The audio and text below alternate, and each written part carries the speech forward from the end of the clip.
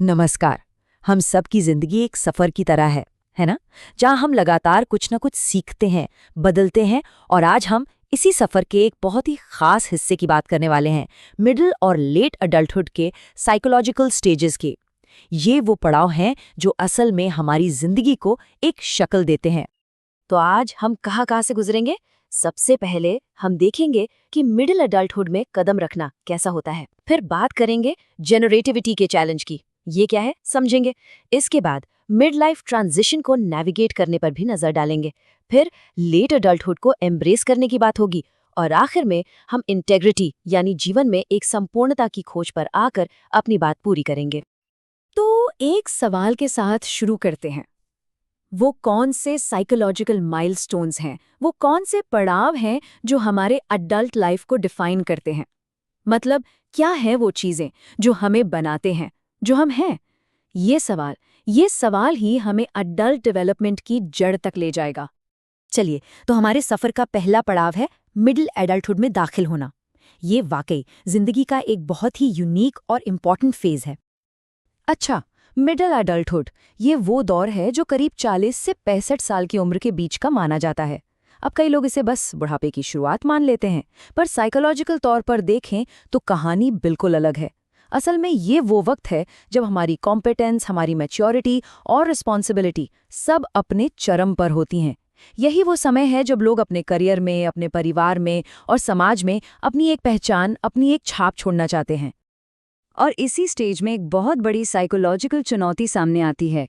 इसे मशहूर psychologist Erik Erikson ने द जेनरेटिविटी चैलेंज का नाम दिया है। तो एरिक्सन कहते हैं कि मिडिल अडल्टहुड में हमारे अंदर एक तरह की कश्मकश चलती है, जेनरेटिविटी और स्टैग्नेशन के बीच। अब ये है क्या? देखिए, जेनरेटिविटी का मतलब है आने वाली पीढ़ी के बारे में सोचना, उनकी फिक्र करना, दुनिया को कुछ देना। ये परिवार के जरिए हो सकता है, अपने काम के जरिए या समाज के लिए कुछ करके। और इसका ठीक उल्टा है स्टैग्नेशन, मतलब ठहराव। ये वो हालत है जब इंसान बस खुद में ही खोया रहता है, अपने आराम और अपनी ज़रूरतों को अगली पीढ़ी से ऊपर रखता है। और जानते हैं, जो लोग इस जेनरेटिविटी की भावना को अपनाते हैं, उसका असर उनकी जिंदगी पर साफ दिखता है। वो लाइफ में ज़्यादा सेटिस्फाइड रहते हैं, उनमें एंजाइटी और डिप्रेशन का लेवल कम होता है, वो खुद को जैसे भी हैं एक्सेप्ट कर पाते हैं, उनमें लीडरशिप की क्वालिटीज़ भी मजबूत होती हैं और हाँ, इंसानियत को बेहतर बनाने की एक सच्ची ख्वाहिश होती है। तो जेनरेटिविटी की इस चुनौती से आगे बढ़ते हैं और देखते हैं कि ये सफ़र हमें कहाँ ले जाता है। अब बात करते हैं मिड लाइफ ट्रांजिशन की, यानी मध्य जीवन में आने वाले बदलावों की। अच्छा, मिड लाइफ क्राइसिस, ये शब्द तो हम सब ने कहीं ना कहीं सुनाई है, पर ये असल में है क्या? ये एक री इवैल्यूएशन का दौर है। एक ऐसा वक्त जब ये एहसास होने लगता है कि जिंदगी का सफर आधा तो निकल गया और शायद कुछ सपने अब भी अधूरे हैं। और इसी एहसास के साथ लोग अपनी पुरानी सोच, अपने वैल्यूज, अपने लाइफ गोल्स सब पर दोबारा सोचने लगते हैं। लेकिन एक बात समझनी बहुत ज़रूरी है। हर किसी के लिए ये क्राइसिस यानी संकट हो, ये ज़रूरी नहीं है। ज़्यादातर लोगों के लिए ये एक मिड लाइफ ट्रांजिशन होता है, मतलब एक बदलाव का दौर। ये एक नेचुरल प्रोसेस है जिसमें हम खुद को फिर से टटोलते हैं। कोई बहुत बड़ी इमोशनल उथल-पुथल हो ही ऐसा नहीं है। इस ट्रांजिशन को समझने के लिए साइकोलॉजिस्ट डैनियल लेविन्सन ने 3 डेवलपमेंटल टास्क्स बताए हैं जो हमें बैलेंस बनाने में मदद करते हैं।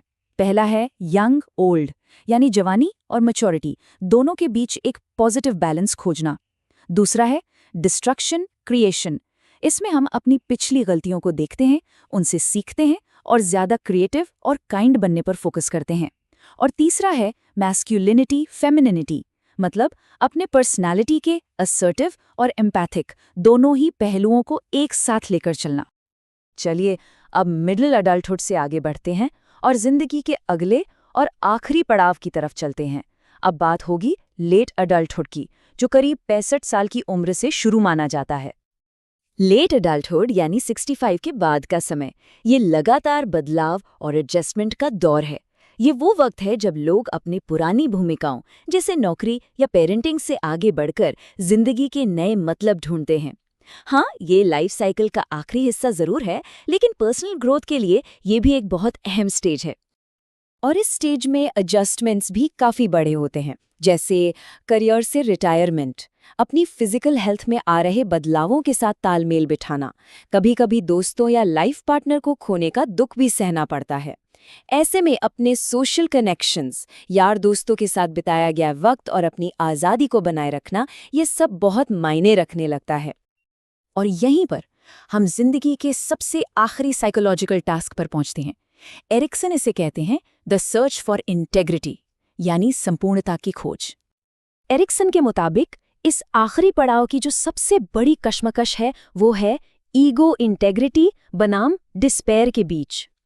इंटेग्रिटी का मतलब है अपनी पूरी जिंदगी को देखकर ये महसूस करना कि हाँ, ये मुकम्मल थी, सार्थक थी, अपनी कामयाबियों और नाकामियों सबको एक मीनिंगफुल जर्नी का हिस्सा मान लेना। और दूसरी तरफ है डिस्पेयर, यानी निराशा। ये तब आती है जब लगता है कि जिंदगी में बहुत गलत फैसले ले लिए और अब मन में बस कड़वाहट, अफसोस और मौत का डर रह गया है।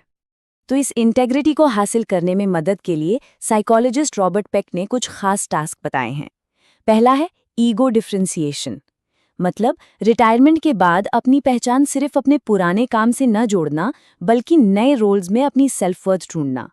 और दूसरा है बॉडी ट्रांसेंडेंस, यानी उम्र के साथ आ रही फिजिकल लिमिटेशन से ऊपर उठकर अपनी दिमागी और सोशल ताकतों को वैल्यू देना।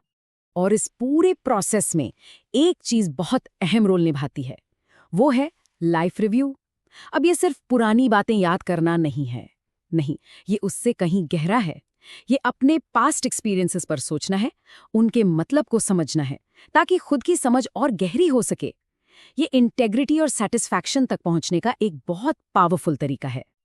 तो घूम फिरकर हम उसी सवाल पर आते हैं, आखिर एक मीनिंगफुल लाइफ को, एक सार्थक जीवन को कैसे नापा जाए?